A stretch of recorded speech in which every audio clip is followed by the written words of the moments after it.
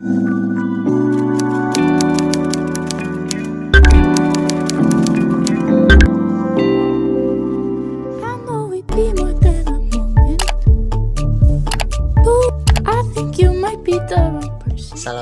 warahmatullahi wabarakatuh. Halo teman-teman semua. Perkenalkan, kami dari kelompok 7 yang beranggotakan Ayu Paramita, Muhammad Abdul Hanif, Arpegi Budia Rizky Fortuna, dan Maudi Putri Tritania. Pada kesempatan kali ini, kelompok kami akan membahas tentang pendekatan saintifik. Pengertian pendekatan saintifik. Pendekatan saintifik merupakan kegiatan pembelajaran yang mengadopsi dan mengadaptasikan langkah-langkah para ilmuwan dalam memperoleh sikap, pengetahuan, dan keterampilan melalui metode ilmiah. Hal tersebut sesuai dengan pernyataan yang dikemukakan oleh Rodolphe, yakni pendekatan saintifik sebagai pendekatan pada metode laboratorium formalistik yang mengarah pada fakta-fakta ilmiah. Direktorat Pembinaan SMP mengatakan bahwa pembelajaran dengan pendekatan saintifik didefinisikan sebagai pembelajaran yang dirancang sedemikian rupa sehingga siswa secara aktif memperoleh pengetahuan, keterampilan, dan sikap melalui tahap-tahapan. Tahapan yang pertama, mengamati untuk mengidentifikasi masalah yang ingin diketahui. Tahap yang kedua, merumuskan pernyataan atau merumuskan hipotesis. Yang ketiga, mengumpulkan data atau informasi dengan berbagai teknik. Yang keempat, menganalisis data atau informasi yang menarik kesimpulan. Yang kelima, mengkomunikasikan hasil yang terdiri atas kesimpulan dan mungkin juga temuan lain yang di luar rumusan masalah. Selanjutnya, secara sederhana, pendekatan ilmiah merupakan suatu cara atau mekanisme untuk mendapatkan pengetahuan dengan prosedur yang didasarkan pada suatu metode ilmiah. Proses pembelajaran harus terhindar dari sifat-sifat atau non-ilmiah.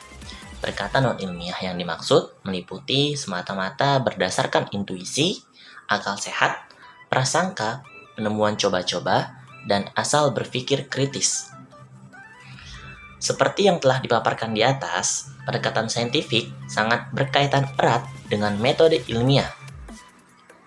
Aragon menyatakan bahwa metode ilmiah didefinisikan sebagai systematic process for acquiring new knowledge that use the basic principle of deductive reasoning. It's considered the most rigorous way to evaluate cause and effect, as well as discover and analysis less direct relationship between again and their associated phenomena. Dari pernyataan tersebut dapat dipahami bahwa dalam memperoleh suatu pengetahuan terdapat sistematika proses yang harus dilalui dan proses tersebut berdasarkan oleh prinsip penalaran deduktif. Lebih lanjut, pernyataan tersebut memaparkan bahwa metode ilmiah sebagai cara yang sangat teliti dalam mengungkap sebab akibat serta mampu menganalisis hubungan tidak langsung antara peneliti dan fenomena terkait. Pendekatan saintifik mendorong siswa untuk menemukan sendiri pengetahuan terhadap materi yang sedang dikaji. Ini artinya siswa tidak menerima secara langsung deskripsi pengetahuan tersebut dari guru.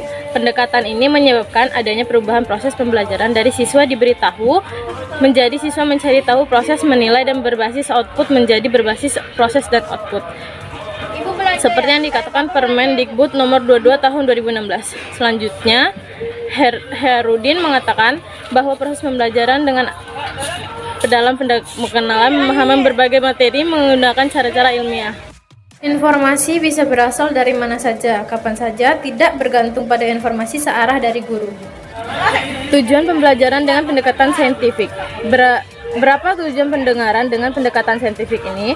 Satu, untuk meningkatkan kemampuan intelek, khususnya kemampuan berpikir tingkat tinggi siswa. Kedua, untuk membentuk kemampuan siswa dalam menyelesaikan suatu masalah secara sistematik. Ketiga, terciptanya kondisi pembelajaran di mana siswa merasa bahwa belajar itu merupakan suatu kebutuhan. Keempat, diperolehnya hasil belajar yang tinggi. Kelima, untuk melatih siswa dalam komunikasikan ide-ide, khususnya dalam menulis artikel ilmiah.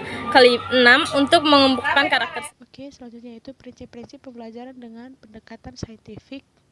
Prinsip pembelajaran dalam pendekatan saintifik antara lain yang pertama, pembelajaran berpusat pada siswa. Yang kedua, pembelajaran membentuk student self-concept. Yang ketiga, pembelajaran memberikan kesempatan pada siswa untuk mempelajari, menganalisis, menyimpulkan konsep, pengetahuan, dan prinsip. Yang keempat, pembelajaran mendorong terjadinya peningkatan kemampuan berpikir siswa. Yang kelima, pembelajaran meningkatkan motivasi belajar siswa dan motivasi mengajar guru. Yang keenam, memberikan kesempatan kepada siswa untuk melatih kemampuan dalam komunikasi. Yang selanjutnya yaitu proses pembelajaran. Proses pembelajaran menyentuh 3 ranah, yaitu sikap, pengetahuan, dan keterampilan. Dari 3 ranah tersebut akan menghasilkan peserta didik yang produktif, kreatif, inovatif, dan afektif melalui penguatan sikap, keterampilan, pengetahuan yang terintegritas. Langkah-langkah pendekatan saintifik secara umum ada yang pertama mengamati, menanya, menalar, mencoba, dan yang terakhir membentuk jaringan. Berdasarkan lampiran Permendikbud nomor 103 tahun 2014, langkah-langkah pendekatan saintifik adalah sebagai berikut. Yang pertama ada mengamati. Bentuk kegiatannya mengamati dengan indera seperti membaca, mendengar, menyimak, atau melihat, tanpa atau dengan alat. Kompetensi yang dikembangkan yaitu melatih kesungguhan, ketelitian, dan mencari informasi. Yang kedua yaitu ada menanya. Bentuk kegiatan belajarnya mengajukan pertanyaan tentang informasi yang tidak dipahami dari apa yang diamati atau pertanyaan untuk mendapatkan informasi tambahan tentang apa yang diamati. Mulai dari pertanyaan faktual sampai ke pertanyaan yang bersifat hipotetik. Kompetensi yang dikembangkan yaitu mengembangkan kreativitas, rasa ingin tahu, kemampuan merumuskan pertanyaan untuk membentuk pikiran kritis yang perlu untuk hidup cerdas dan belajar sepanjang hayat. Yang ketiga yaitu ada mengumpulkan informasi. Kegiatan belajarnya yaitu ada melakukan eksperimen, membaca sumber lain selain buku teks, mengamati objek atau kegiatan, aktivitas, dan wawancara dengan narasumber. Kompetensi yang dikembangkan yaitu mengembangkan sikap teliti, jujur, sopan, menghargai pendapat orang lain, kemampuan komunikasi, menerapkan kemampuan mengumpulkan informasi melalui berbagai cara yang dipelajari, mengembangkan kebiasaan belajar dan belajar sepanjang hayat. Yang keempat yaitu ada mengasosiasi atau menalar. Bentuk kegiatan belajarnya yang pertama ada mengolah informasi yang sudah dikumpulkan, baik terbatas dari hasil kegiatan mengumpulkan eksperimen maupun hasil dari kegiatan mengamati dan kegiatan mengumpulkan informasi. Yang kedua yaitu pengolahan informasi yang dikumpulkan dari yang bersifat menambah keluasan dan kedalaman sampai kepada pengolahan informasi yang bersifat mencari solusi dari berbagai sumber yang memiliki pendapat yang berbeda sampai kepada yang bertentangan. Kompetensi yang dikembangkan yaitu mengembangkan sikap jujur, teliti, disiplin, taat, aturan, kerja keras, kemampuan menerapkan prosedur, dan kemampuan berpikir dalam menyimpulkan. Yang kelima yaitu ada mengkomunikasikan. Kegiatan belajarnya yaitu ada menyampaikan hasil pengamatan, kesimpulan berdasarkan hasil analisis secara lisan, tertulis, atau media lainnya. Kompetensi yang dikembangkan yaitu ada mengembangkan sikap jujur, teliti, toleransi, kemampuan berpikir sistematis, mengungkapkan pendapat dengan singkat dan jelas, dan mengembangkan kemampuan berbahasa yang baik dan benar. Sekian presentasi dan penampilan video dari kelompok kami.